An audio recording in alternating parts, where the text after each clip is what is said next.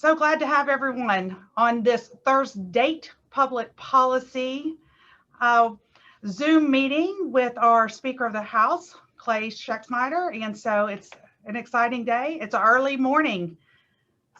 Also looks like people kind of like 9 o'clock in the morning. This is good. So let us go ahead and get started because the speaker's time is short and precious. As we know, the session is still going on and we still have a couple of weeks left. And that's really when things get down to the nitty gritty. So, but Representative Clay Schexnayder is the 69th Speaker of the Louisiana House of Representatives and was first elected to the body in 2011 to serve District 81, representing the citizens of Ascension, Livingston, St. James, and St. John parishes. And I won't go through all of the great things that he has done and boards and everything that he sits on, but our North Louisiana folks up here, Speaker, may not know that you are a businessman first, and that Yes.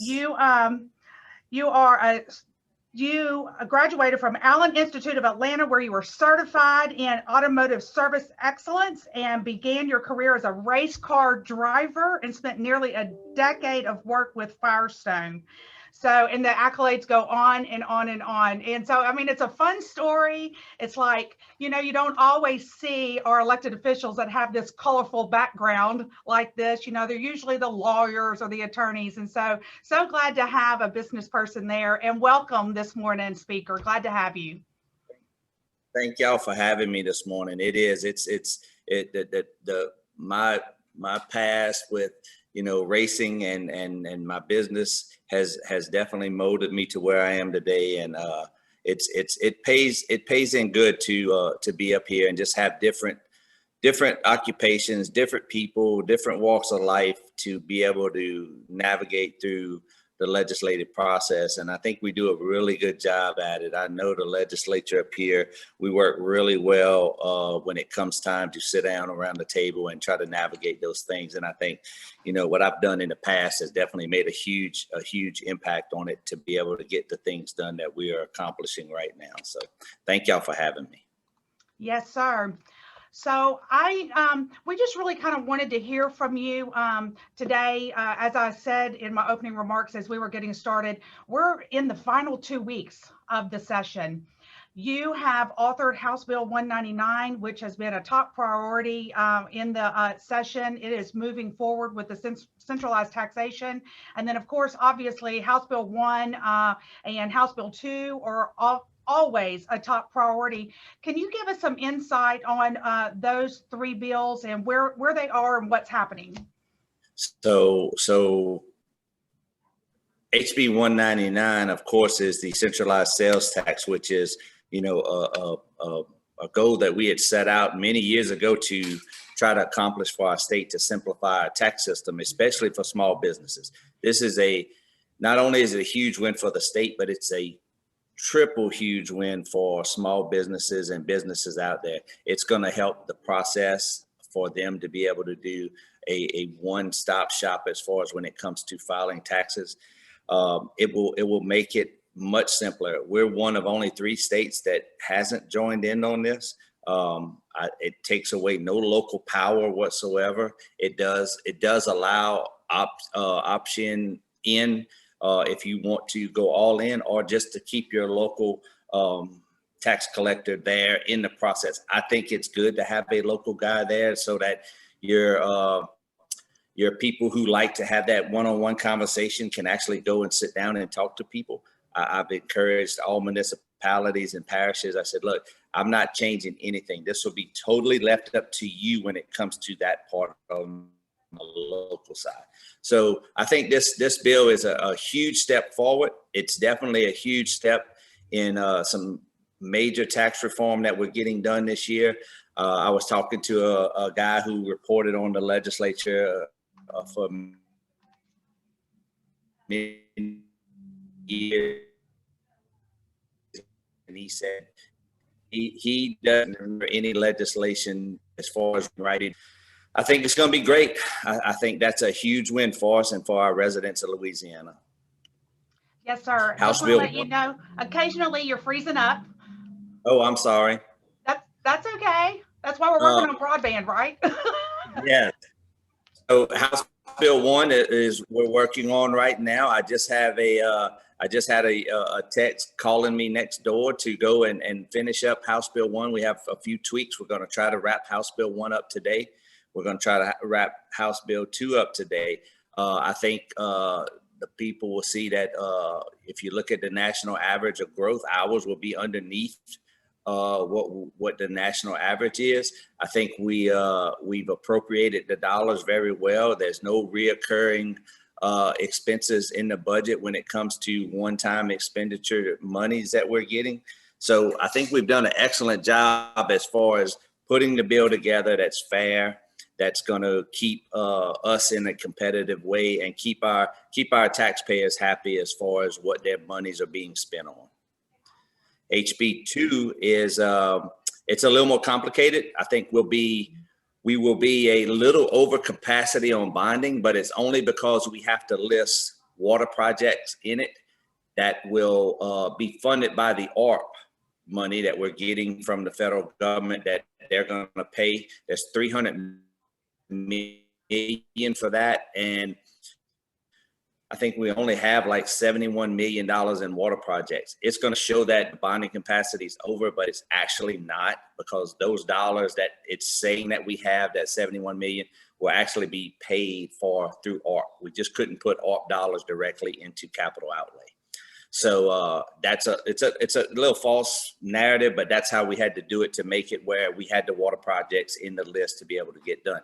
But other than that, I think projects, road construction, drainage construction, those types of things across the state have been done, and it looks like we have a fair amount going spread completely across. I know all our northern representatives up that way are happy and pleased with what they have coming their way. So I think we're on the right track to get a lot of positive things done for our state that our state can be proud of.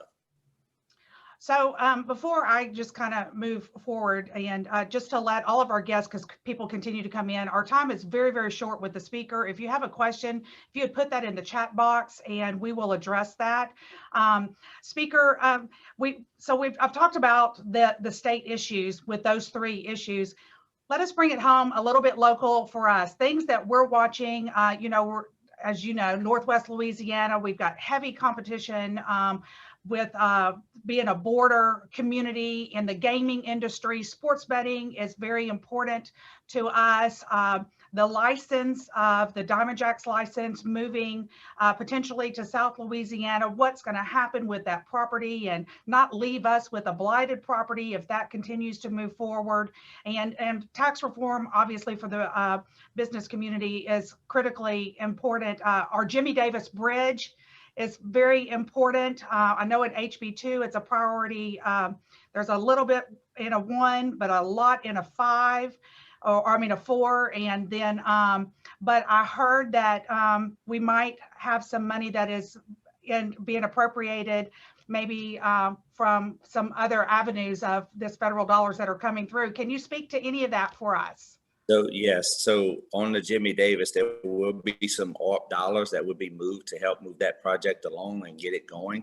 And lots of times you'll see we can't go and put all of the money in priority 1 because DOTD cannot spend it in a year. So lots of times DOTD will tell us, we can only spend $1 million or $2 million, and we'll need the rest trailing so we can move it up. And that's why you'll see some in a priority 5. Or a priority 1. The priority 1, of course, is cash. So those trailing dollars are there, but you'll see the dollars that we have coming in from ARP will help make up.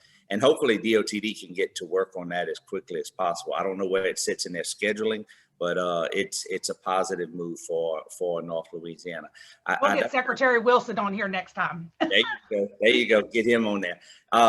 As far as the sports wagering bill, it looks like everything is online to move, and I think it's on the floor today. I think it'll be a huge success across our state. It's definitely going to bring in some good dollars for us to be able to use. I don't see any ripples in it. The other one with the licensing and the gaming boat, it's really at a stall right now, and I don't know as far as the negotiations on it, but I'm sure I'll get an update today on it, and we'll be able to look at those and see what's going on with that. We do have someone here in the chat from Mr. Gates. He says, Speaker, first let me thank you for supporting Senate Bill 101 relative to storage, self-storage facilities. And then they say, any idea when the governor will sign it? Well, hopefully he got his pen warmed up and he's ready to start signing soon. I know that was a huge success for our small businesses with the storages, and I understand it on the opposite side where we are part owners of a towing company, and we storing those cars and doing things, and the way we have to contact people and those things, it's kind of rigorous sometimes, and this is something that'll help relieve that, and hopefully next time I can do something on that side to help with the towing storage as well, because those guys struggle as well. So I think that was a huge win for our small businesses like that. So let me go back to the centralized taxation. Could you share for the folks that are on the call and on Facebook Live? There's what you did not address that is in the bill. There's a commission that is going to be overseeing that. So can you speak to that a little bit and how those appointees are going to be placed for that commission? So that commission will be made up of locals and appointed people from the state. The LMA, which is your municipalities, will have an appointment. Your sheriffs. It's if you know what the I'm gonna forget the I forgot what it was. I apologize, but you'll have one from the locals, you have one from the sheriffs, you'll have one from the parishes, and you'll have one from the school boards, and then you'll have two from the state, and those will be those two that will be appointed by the Senate President and myself, and then you'll have one appointed by the governor. Those are appointees. It's pretty much made up equal, where it takes a 2/3 vote for them to operate. They will set up and run the whole centralized sales tax. We have that on another board right now, and it actually works very well. Everybody will have full buy-in and be able to participate and do those things with that. So I think that's the way we had it. The way we have it set up is really, really in a good posture. What was your other question? You trailing on that? I don't remember either. It shows we're human, right? Yeah. But I was just thinking, so the governing authorities are these state boards and associations, and we in North Louisiana, just to be completely transparent, when we have this apathy of sending our money or allowing Baton Rouge to control our money and making sure that it gets back to the northern part of the state, just to be completely honest. And so there's a lot of concern about that. So if we want to make sure that we have folks from our area on this commission, we need to work with those boards to appoint someone from our area to make sure that our voice is heard as well up here. Yeah, and what I can tell you on that is, so whatever bank or whatever y'all using right now, your money's not coming to Baton Rouge. Your money, the way we're going to set it up, is going to be going through, and I call it a portal, and that may show my age a little bit, but your money, the information will go through a portal, and that portal will send it directly back. It just keeps that information. You know, with technology now, I can send everybody on the Zoom call $100 here in a few minutes if I needed to, just ASAP. That's where we're trying to transition to, is getting to a new age where we can use that technology to make things quicker. If anything, right now we're missing so many dollars of internet sales tax that's out there. Billions of internet companies buying and selling. My wife probably has half of that on Amazon. She blows money on sometimes, but we're not getting all of those dollars back. I'll give you a quick scenario. Mississippi passed theirs a couple years ago. And their first full year of it, they recovered $400 million extra in their budget. Us, on the other hand, we created a smaller version of it that tried to capture some. We tried to satisfy the Supreme Court on a case that was settled, and ours only captured 1.8 million. Well, that shows you right there how much we're missing. Not only does Mississippi have a lower tax, a flat tax, 7% across the board, they have 1 million less people than us. So when you take that in consideration, that they have 1 million less people, their tax rate's lower, ours is from 8.5 to 12.5 across the state, we're missing a lot of money that taxpayers are paying for. We're just not collecting it. And shame on us for not creating a mechanism to be able to collect that. This portal will allow us to be able to collect that. Instead of those out-of-state vendors having to submit payments and tax papers to Bossier and Ascension and Livingston, and they'll submit it to one, and then that portal will just transport it out to wherever it needs to go.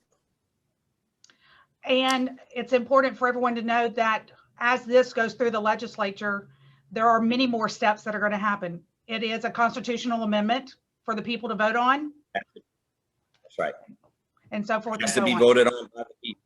That's the huge thing that I tell everybody. What is ever so wrong with the people having their voice heard to be able to vote on something so critical? This is huge for them.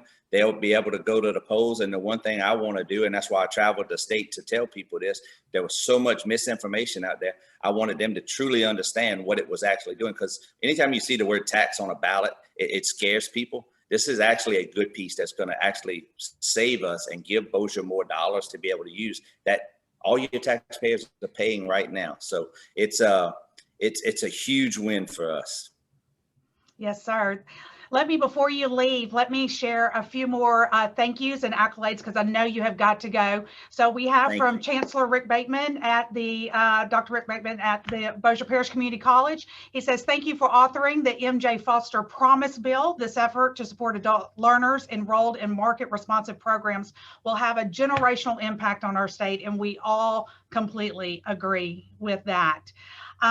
We have from Colonel Dilda, on behalf of the chapter and the state chapter council, appreciate the work, support, and leadership on House Bill 200, removing taxation of survivor benefit plan, the SBP payments made to surviving spouses of military members after the death of a military member. He is the president of the Arklatex chapter of the Military Officers Association of America. You know that we're huge military community and supporter. They are our family.